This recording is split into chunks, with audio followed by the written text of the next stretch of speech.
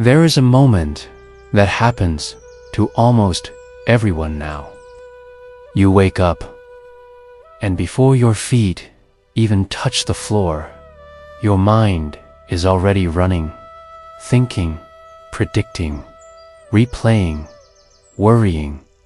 You try meditation, podcasts, journaling, self-help, positive thinking, discipline, but somehow the mind always comes back. And maybe the most terrifying thought is this: what if I can never fix myself? But what if anxiety continues? Because you are trying to fix the very thing creating it. What if the mind cannot heal the mind? Over 100 years ago, a silent sage named Ramana Maharshi gave an answer so simple. Most people completely miss its power. He said, "Your own self-realization is the greatest service you can render the world. Not becoming better, not becoming calmer, not becoming perfect. Something far deeper. And tonight, for the next few minutes, don't try to improve yourself. Just listen." Part 1. The Endless War Against the Mind. Most people treat anxiety like an enemy, something to eliminate, suppress, analyze, escape, and modern life quietly encourages this war. When anxiety appears, we immediately ask, how do I get rid of this feeling? So we search endlessly. Books, therapy, medication, motivation, mourning, routines, optimization. None of these are inherently wrong. But there is a hidden assumption underneath all of them. The assumption is, I am broken, and my mind must be repaired. That belief becomes the root of suffering itself, because now every anxious thought feels personal. Every intrusive emotion feels dangerous, and the mind becomes trapped in a loop. Thought, fear of thought, resistance to thought, more thought, like trying to smooth water with your hands. The harder you try, the more disturbed it becomes. And here is the strange thing. The mind can even become anxious about healing. You start monitoring yourself constantly. Am I calmer yet? Am I progressing? Why am I still thinking? Even spirituality becomes another project of self-improvement. But Ramana Maharshi saw something radical. He realized the problem was never the thoughts themselves. It was the one claiming ownership of them. The me at the center of the storm. He asked one devastating question. Part 2. The question that dissolves anxiety. Who am I? Not philosophically, not intellectually, directly, immediately. When anxiety appears, most people focus on the content of thought. What if I fail? What if they reject me? But Ramana Maharshi redirected attention completely. Instead of following the thought, he asked, to whom does this thought arise? And the answer is obvious. To me. Then comes the second question. Who am I? This is called self-enquiry. But it is not mental analysis. It is not repeating, "Who am I?" like a mantra. It is turning awareness back toward the one experiencing the anxiety. And something extraordinary begins to happen. You notice that thoughts appear, but you are aware of them. Fear appears, but you are aware of it. Even panic appears, yet something remains untouched enough to witness it. That witnessing presence does not panic, does not struggle, does not need fixing. Ramana Maharshi once said, "The mind is only a bundle of thoughts, and if thoughts are observed, can they truly be what you are?"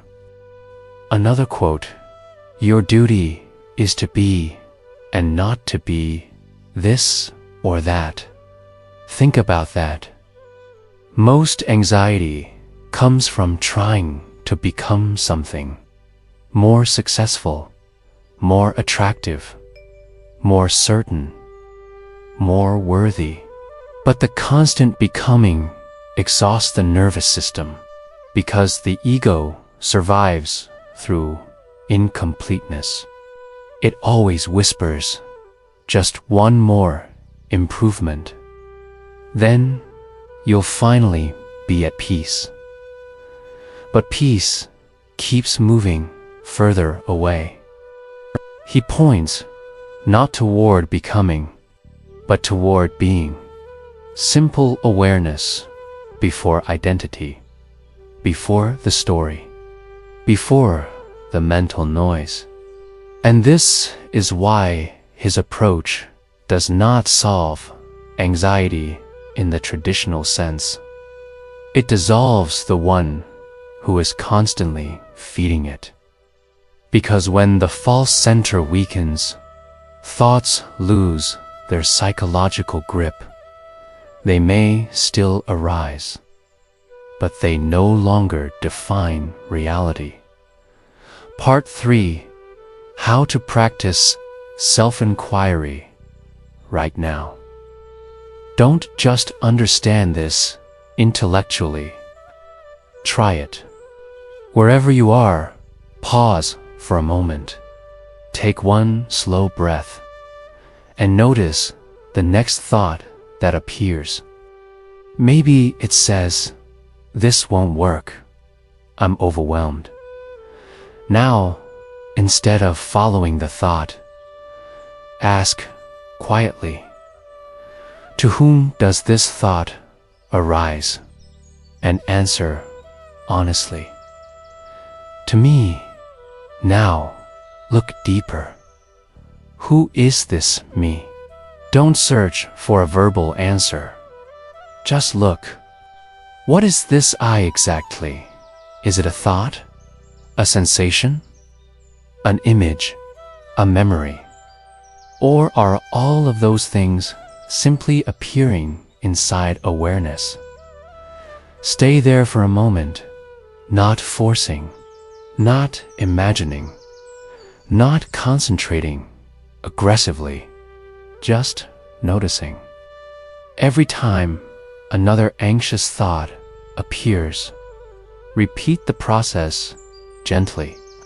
To whom has this come? To me. Who am I? Not to find a concept, but to return attention to the silent observer itself. This is why Ramana emphasized stillness so deeply, because the truth is not created.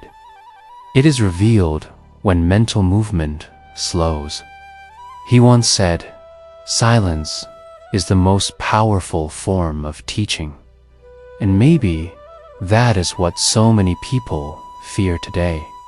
Silence, because in silence there is nowhere to escape. No distraction, no performance. At first, this feels uncomfortable. then vulnerable, then strangely peaceful. You begin realizing the mind has been speaking for years, but awareness itself has remained untouched the entire time, like the sky untouched by storms. Thoughts come, thoughts go, but the sky remains. And maybe for the first time in your life, you stop trying to repair yourself, because you see clearly the deepest part of you was never damaged. Tonight, you do not need to win against your mind. You do not need to become a new person. You do not need to solve every thought before you deserve peace. Just pause. Be still long enough to notice. There is an awareness here, quietly observing everything. That awareness is already free. Ramana Maharshi once said, "Be still and know that you are God," not as a belief, but as an invitation to stop running for a moment. And maybe what you have been searching for in endless thinking has been waiting underneath thought the entire time. If this video resonated with you, comment one word below that describes your inner state right now. Not the version you show the world, the real one. And if you feel called to it, sit in silence for just 5 minutes after this video ends. No fixing, no improving, just being.